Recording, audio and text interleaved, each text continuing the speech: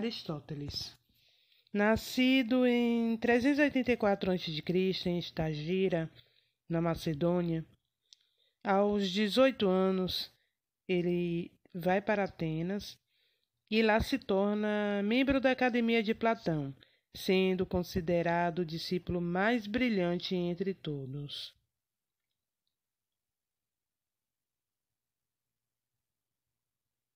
Após a morte de Platão, descontente com o rumo que a academia tomava, larga a academia e segue o seu próprio caminho.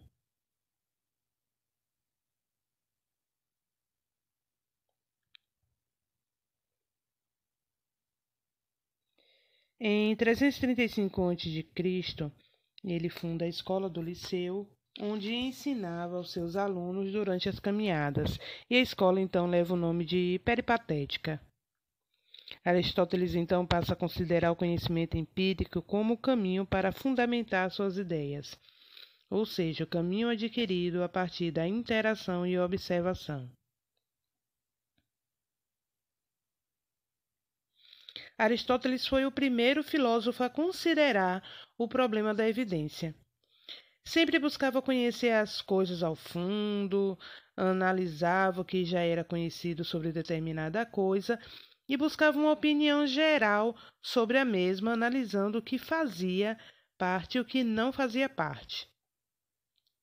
Praticava o raciocínio indutivo, isto é, buscava conhecer as coisas através do máximo de exemplos, para chegar a um fundamento.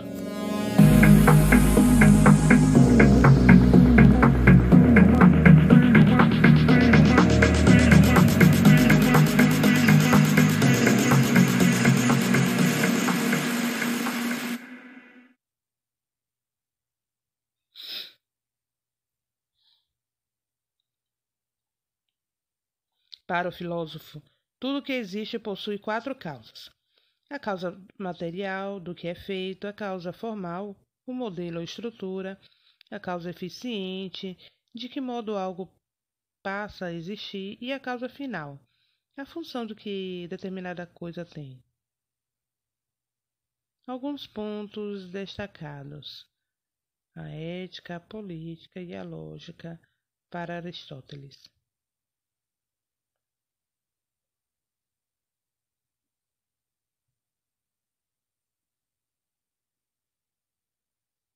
Para Aristóteles, a ética era o estudo do bem e da virtude, pois para ele os homens tinham por objetivo se tornar bons homens ou alcançar o grau mais elevado do bem humano, e este bem é a felicidade. Em Ética de Nicomaco, o intelectual fala que o homem virtuoso deve assim conhecer o ponto médio e a junta medida das coisas, a de agir de forma equilibrada e de acordo com a prudência e a moderação.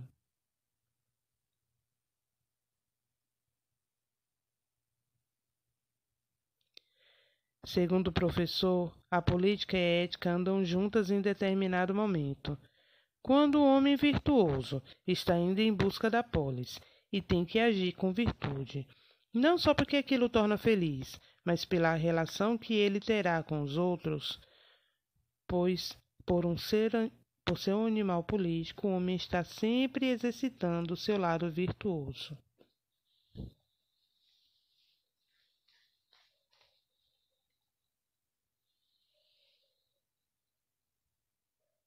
A lógica aristotélica constitui muito mais do que um saber instrumental de importância metodológica, do que uma ciência ou conhecimento, já que todos os saberes pressupõem em algum tipo de lógica. Em seu tratado de categorias, cita as 10 formas de dizer o ser, para ele a substância é a matéria, o substrato pela qual a matéria se constitui algo, seguindo a sua forma, na substância que atua as 4 coisas e formas. Ele dividiu a substância em 2 partes: a substância primeira, que é a particularidade do ser, das coisas que existem nele. Na substância primeira está contida a existência, como também acidentes.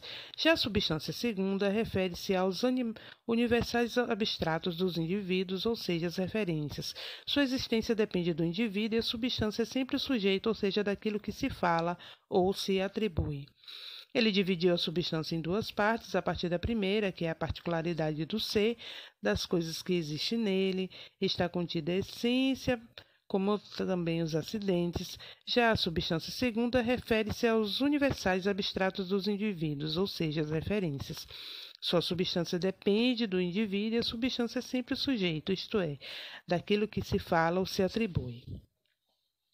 De acordo com suas teorias, a essência é a identidade interna do sujeito, ou seja, as características próprias.